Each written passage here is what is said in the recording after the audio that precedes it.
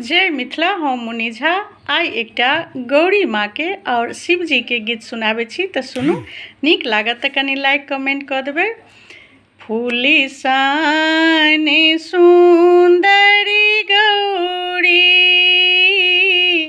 पाने साने पातरी गौरी। फूली साने सुंदरी गौरी, पाने सानी पातरी गौरी। किया हो रामा निहुरी निहुरी फूली बा लोढ़ई रे की। किया हो रामा निहुरी निहुरी फूली बा लोढ़ई रे की। तोरे बई में आक की पात लिखबै जे मोन की बात।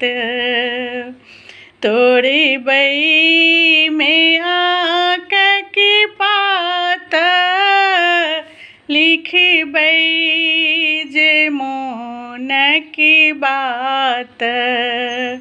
किया हो रामा रची रची भोला के सुनाएब रे की। किया हो रामा रची रची भोला के सुनाएब रे की। तोरे बई में बेल की पात खोटी बई जे अपने हाथ। तोरे बई जे बेल की पात खोटी बई जे अपने हाथ।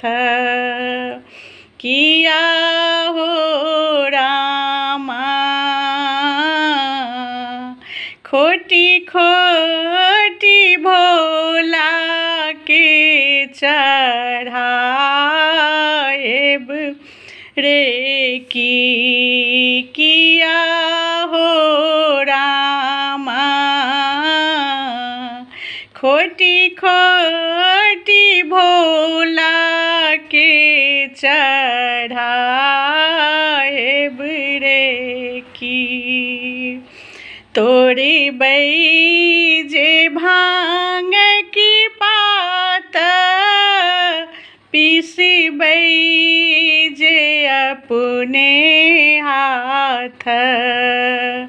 तोरे बई जे भांग की पात पीसबै जे अपने हाथ।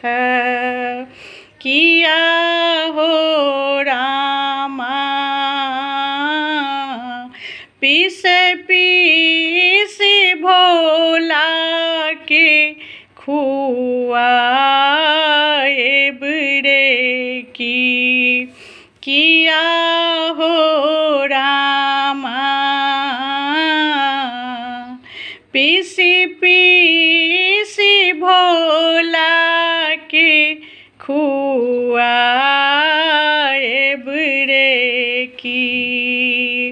फूली सान सुंदरी गौरी, पान सान पातरी गौरी।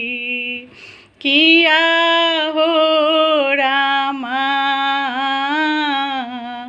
निहुरी निहुरी फूली बा लोढ़ई रे की। किया हो रामा निहुरी निहुरी फूलिबा लोढ़ रे की। जय मिथिला। कनि लाइक कमेंट जरूर कऽ देबै।